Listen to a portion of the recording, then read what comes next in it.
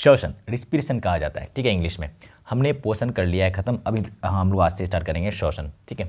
तो पूरे चैप्टर को हमने क्वेश्चन के फॉर्म में कंप्लीट किया है। छोटा छोटा क्वेश्चन देखेंगे, उसका आंसर देखेंगे। एग्जाम में आपको ऐसे ही क्वेश्चन आता है, उसका आंसर आपको लिखते हुए आना चाहिए। भाषा क्या लिखना उस पर हमने बात करी है पूरा। और वीडियो के लास्ट में आपको डेली मिलेगा ऑब्जेक्टिव, उसका आंसर आपको करना है कमेंट। पूरा देख लो ध्यान से, फिर वो क्वेश्चन भी आपको समझ में आएगा, ठीक है। तो पहले हम लोग श्वसन को समझ लेते हैं प्यार से। देखो श्वसन जो आप नॉर्मली समझने की कोशिश कर रहे हो वो तो है ही नहीं। जैसे सांस लेना और सांस छोड़ना, इस बात को अगर आप श्वसन समझ रहे हो ना तो बिल्कुल है गलत, ये है ही नहीं श्वसन। सांस लेना को तो हम लोग उच्छ्वास, सांस छोड़ना को परश्वास, दोनों को मिला करके श्वासोच्छ्वास कहते हैं। श्वसन वो नहीं होता जो आप सोच रहे हो। फिर होता क्या है सर, ध्यान से देखने की कोशिश करो होता क्या है। जो हमने एक्चुअली पहले समझ लेंगे पूरा, है ना, फिर उसके बाद हम लोग भाषा पढ़ेंगे।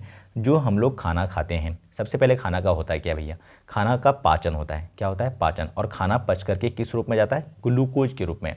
अब खाना पच करके ग्लूकोज के रूप में हमारे कोशिका में बैठा हुआ है। खाना पच गया, ग्लूकोज का अंतिम रूप ये ले लिया, तो इसका ये मतलब नहीं कि हमको ऊर्जा मिल गई है, नहीं, ऊर्जा नहीं मिली है। उसको बोलोगे ग्लूकोज को कि भाई ग्लूकोज ऊर्जा दे दो, अब पच गए हो तुम, तो मना कर देगा कि नहीं नहीं, हमारी मुलाकात ना आप ऑक्सीजन से कराओ तभी हम ऊर्जा देंगे।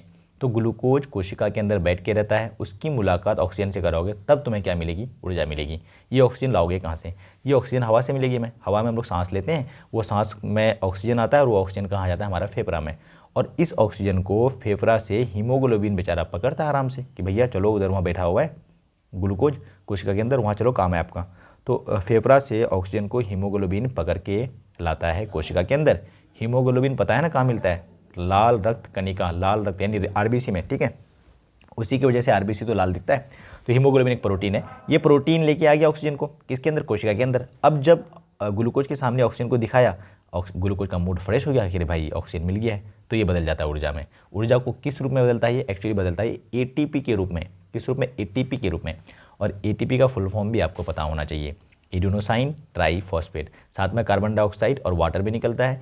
हीमोग्लोबिन का इस कार्बन डाइऑक्साइड को वापस लेकर के फेफड़ा में लेकर के फिर हमारे बॉडी से बाहर कर देता है, ठीक है। तो ये क्रिया जो आप देख रहे हो कंप्लीट, ठीक है, ये क्रिया जो आप कंप्लीट देख रहे हो जो कोशिका में खत्म होता है, इस बात को हम लोग श्वसन बोलते हैं। और श्वसन खत्म कहाँ हो रहा है, कोशिका के अंदर। इसलिए श्वसन को ना कोशिकीय श्वसन भी कहा जाता है, कोशिकीय श्वसन कहा जाता है श्वसन को, ठीक है। तो देखा आपने, जो हम लोग सांस नॉर्मली लेते हैं छोड़ते हैं उसको हम लोग श्वसन नहीं कह रहे हैं, उसको क्या कहते हैं, फिर उसको ब्रीदिंग कहते हैं, ब्रीदिंग। और ये रिस्पिरेशन है, ब्रीदिंग। और ब्रीदिंग की हिंदी होती है श्वासोच्छ्वास, ठीक है। अभी सब बात एग्जाम में क्वेश्चन आएगा तो आप क्या लिख करके आना है, ध्यान से देखने की कोशिश कीजिएगा। एग्जाम में आपको जानकारी कितनी है उसका इंपॉर्टेंस कम है, आप कितना अच्छा से लिख करके आ पा रहे हो वो ज़्यादा इंपॉर्टेंट रोल प्ले करेगा। तो श्वसन को परिभाषित कर तो आपको लिख के आना है कि ऑक्सीजन को वायुमंडल से, देखा मैंने ब्रैकेट में ऑक्सीजन भी लिख दिया, एग्जामिनर खुश होता है इससे, ठीक है। वायुमंडल से शरीर की कोशिकाओं तक पहुंचाना तथा वहां से कार्बन डाइऑक्साइड गैस को शरीर से बाहर निकालने की प्रक्रिया को श्वसन कहा जाता है। और श्वसन को मुख्यतः हम लोग यहाँ भी लिख सकते हो नोट करके, श्वसन को मुख्यतः हम लोग कोशिकीय श्वसन भी कहते हैं, ठीक है। श्वसन मेनली कितना प्रकार का होता है, दो, वायवीय और अवायवीय। आप भी एग्जाम में ऐसे लिख सकते हो, यहाँ कॉमा देकर लिख सकते हो, जो निम्नलिखित प्रकार के हैं, जो निम्नलिखित हैं इसे लिख सकते हो, वायवीय श्वसन और अवायवीय श्वसन। वायवीय श्वसन वो होता है जो ऑक्सीजन की उपस्थिति में होता है, तो लिखा है मैंने, वह श्वसन की क्रिया जो ऑक्सीजन की उपस्थिति यानी in presence of oxygen, oxygen रहेगा तो ऐसे श्वसन को हम लोग बोलते हैं वायवीय। और अवायवीय श्वसन वह जो ऑक्सीजन की अनुपस्थिति में है, यानी ऑक्सीजन नहीं है, ऑक्सीजन है ही नहीं, ऐसा श्वसन को हम लोग बोलते हैं अवायवीय श्वसन। अब वायवीय श्वसन और अवायवीय श्वसन का हमने यहाँ नाम मात्र जाना है, छोटा सा डेफिनेशन जाना है। अगली वीडियो में हम लोग उसको डिटेल में पढ़ने वाले हैं कि वायवीय श्वसन कहने का क्या मतलब और अवायवीय श्वसन मतलब ऑक्सीजन नहीं मतलब क्या, इस बात को हम लोग डिटेल में अगली वीडियो में सीखेंगे, ठीक है।